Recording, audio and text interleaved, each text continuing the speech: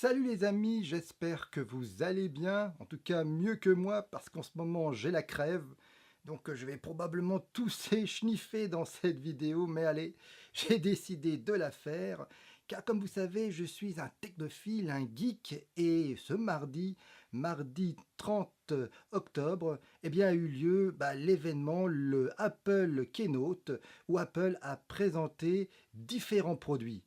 Et comme j'aime bien cette marque et que j'utilise beaucoup pour mes vidéos et mon travail et ma vie numérique des produits Apple, je me suis dit que ça serait peut-être intéressant que je puisse vous commenter ce qui a été présenté lors de cet événement. Et je vais vous le faire tout de suite après le générique.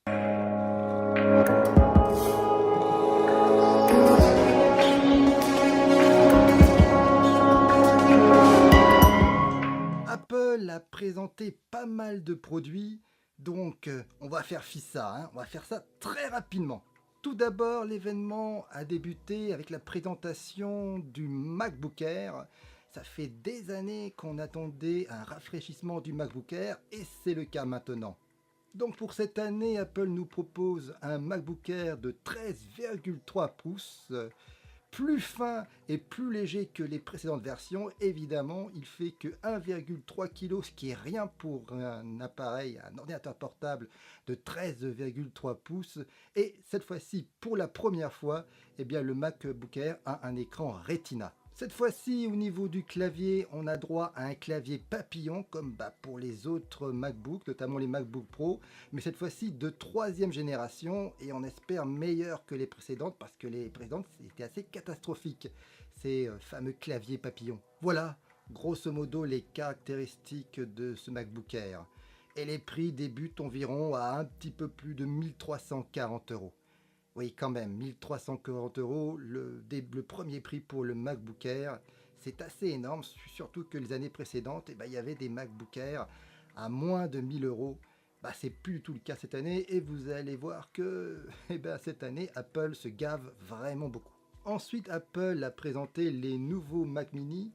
Alors, il faut savoir que je suis très attaché par les Mac Mini. Ce sont des ordinateurs de bureau que j'apprécie beaucoup. Ce sont des tout petits ordinateurs que vous glissez derrière le moniteur. On ne les voit pas, ils sont silencieux, ils sont assez puissants.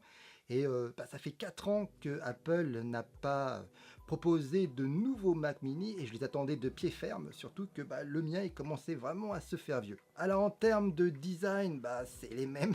Apple ne s'est vraiment pas foulé, mis à part la couleur.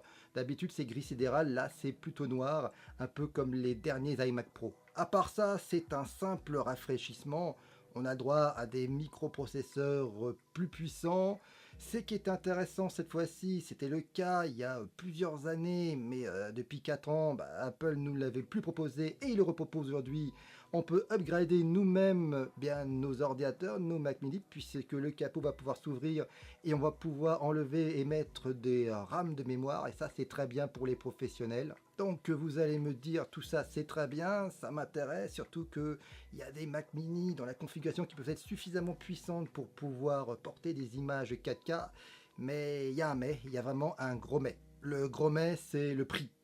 D'habitude, les Mac Mini sont les ordinateurs les moins chers de la gamme Apple, et c'est d'ailleurs le cas vu le prix du MacBook Air, mais bon, le Mac Mini le moins cher, il est à 900 euros, avec mémoire de stockage de 128 Go, seulement 128 Go, et si vous voulez 256, il va falloir monter à plus de 1200 euros.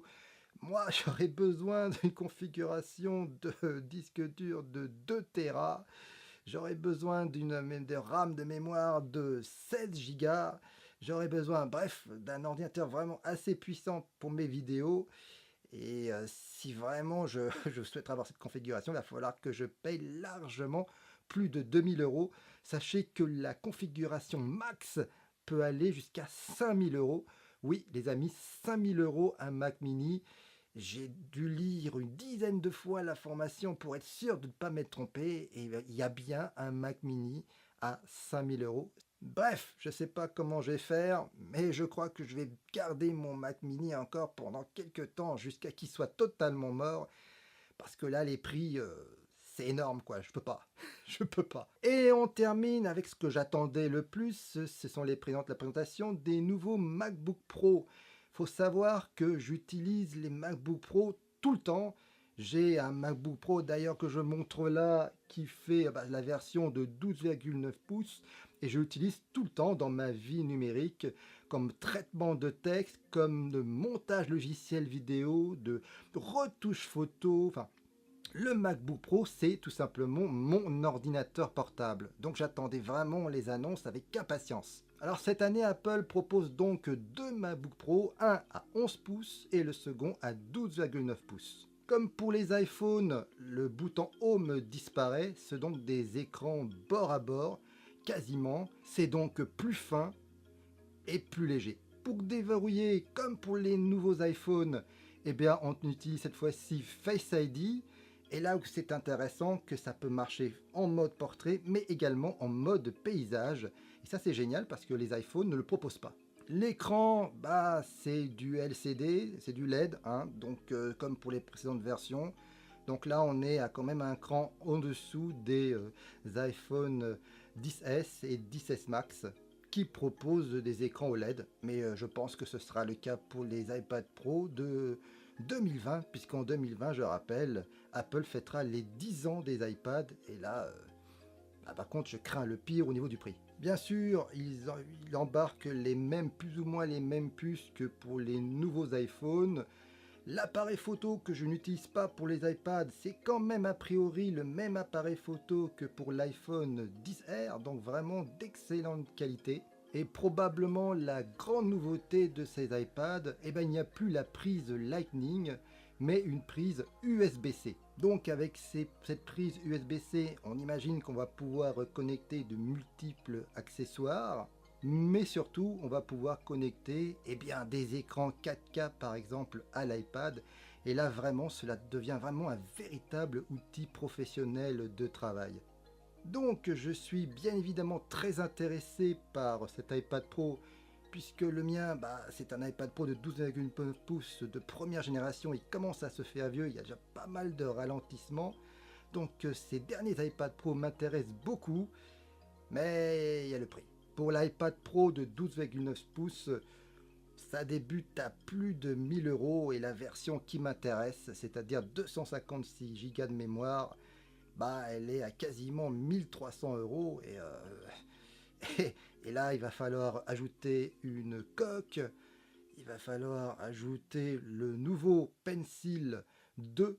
Oui, je ne l'ai pas dit car Apple a également présenté un nouveau Pencil, c'est-à-dire un nouveau stylet qui est aimanté, donc vous allez pouvoir fixer comme ça à l'iPad qui lui aussi est aimanté. Et ce qui est très intéressant, c'est qu'il va pouvoir également se charger sa batterie en induction.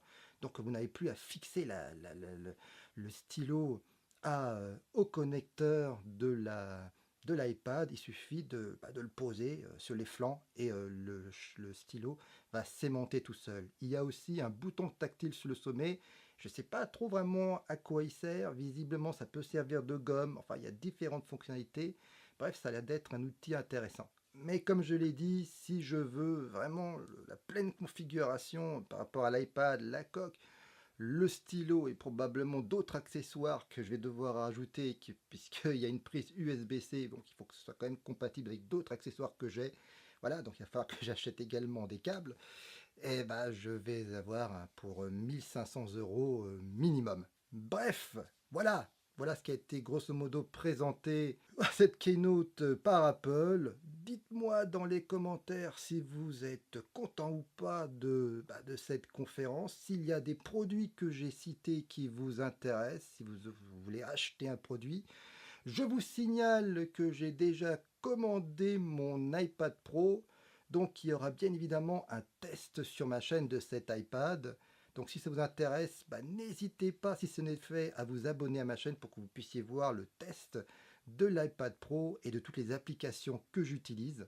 En tout cas, on est bien d'accord, avec les iPhones, les nouveaux ordinateurs et les iPads, Apple se gave un maximum. Les prix sont vraiment énormes, mais que voulez-vous? Voilà, c'est le prix à payer si vous voulez avoir, on va dire, des outils de travail de qualité. Et comme je suis dans l'environnement Apple, j'ai pas trop le choix.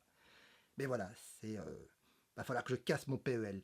Voilà, donc j'attends vos commentaires, likez la vidéo si vous avez trouvé des informations utiles, abonnez-vous à ma chaîne, partagez-la, et moi je vous dis à une prochaine fois. Allez, bye!